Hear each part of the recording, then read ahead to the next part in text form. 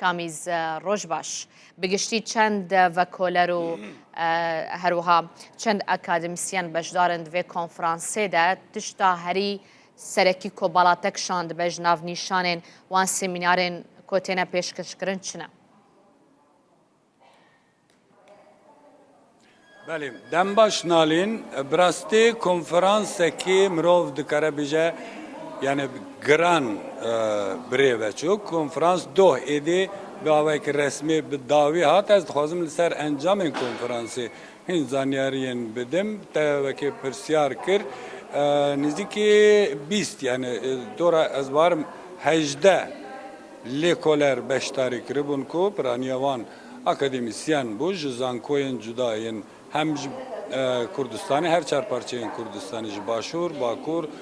Rojava û ji Rojhilat zanyar beşdarî kiribûn. Her wiha ji Avrupayê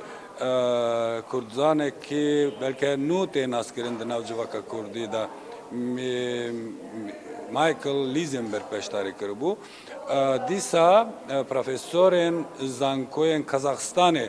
beşdarî kiribûn ku bi rastî jî wan jî hem bi başdariya xwe hem ê bi goterên xwe yên ku pêşkêş kirine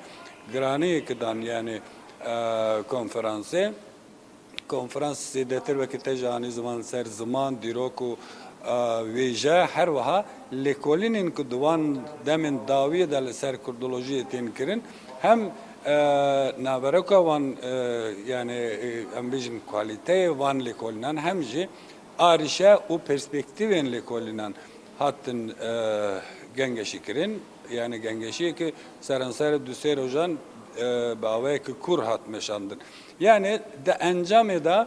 mirov dikare bêje ku nêrxandinekî wiha hat kirin ku zimanê Kurdî êdî ev arîşeyê ku salên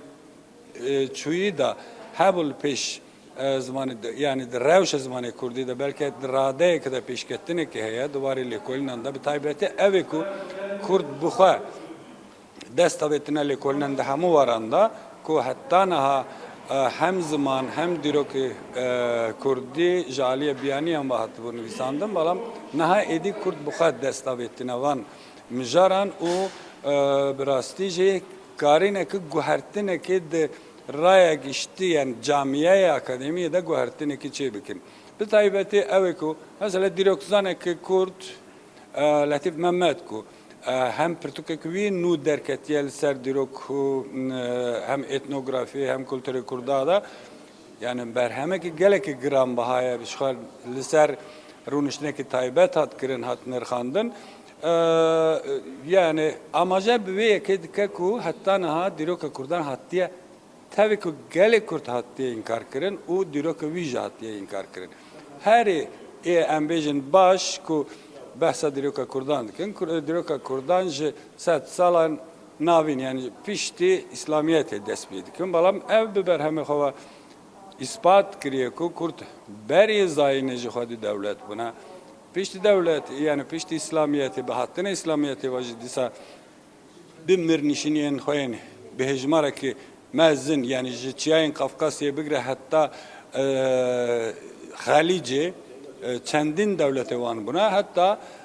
hin lêkoler ev serdem ku mesela Kurdan ji Kafkasyê heta Xalîcê çendin devlet ava kirine wana bi awayekî nefermî împaratoriyekî nenavendî bi nav dikin. İmparatoriya Kurdana Mirnîşînin ku nenavendî biya bi nav dike. Yani mirov dikare bêje lêkolînên ku di warê dîrokê de zimanê de hatine kirin bi awayekî erênê li gorê bi nîsbet demsalên berê. Belam ev arîşe ev rîskî ku asimilasyon heşta li pêş civakê de Kurdî de heye ev her vekî xwe dimîne hem li Bakurê Kurdistanê bi taybetî hem jî li diasporayê riyên çareseriyê wan pêşîgirtina wan arîşeyan hatta nîqaş kirin. Yani zêdetir konferans li ser vê mijarê sekinî pêşniyarên pir girîng hatin kirin. Evên ku bi taybetî ser diasporaya ez bêjim ew ê ku bikaribin xwendekaran bişînin zankoyên li Kurdistanê hem li Başûr hem li Bakurê Kurdistanê çend zankoy hene ku êdî çend salên dawiyê de dest bi perwerdeyê zimanê Kurdî kirine ji bo amadekirina mamostayan hem jivir pispor bênşandin, xwendekar bênşandin, hem jê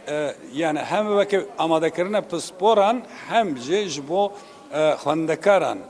hem jê perewajî yani ji wan welatan xwendekar bên zankoyên van welatan da perwerde bibîne yani pevguhestina xwendekaran bi vê awayî pêwendiyekê di nav van welatan da bên kirin. Yani piştî konferansê dîsa min got yani danasîna çend pirtûkan nivîskarên vê herêmê hatin pêşandan her wiha dîsa pirtûka Hejarê Şamîl hatine sandin û pîrozbahiyê şêst salî Hejarê Şamîl jî yani bu coşekî mezin di nav hem beşdarên konferansê de hem di nav gelê diasporayê de nalîn. سپاس ji bo te hevkarê me Kamîl Şedadî tu li gel me bûyî dest xweş.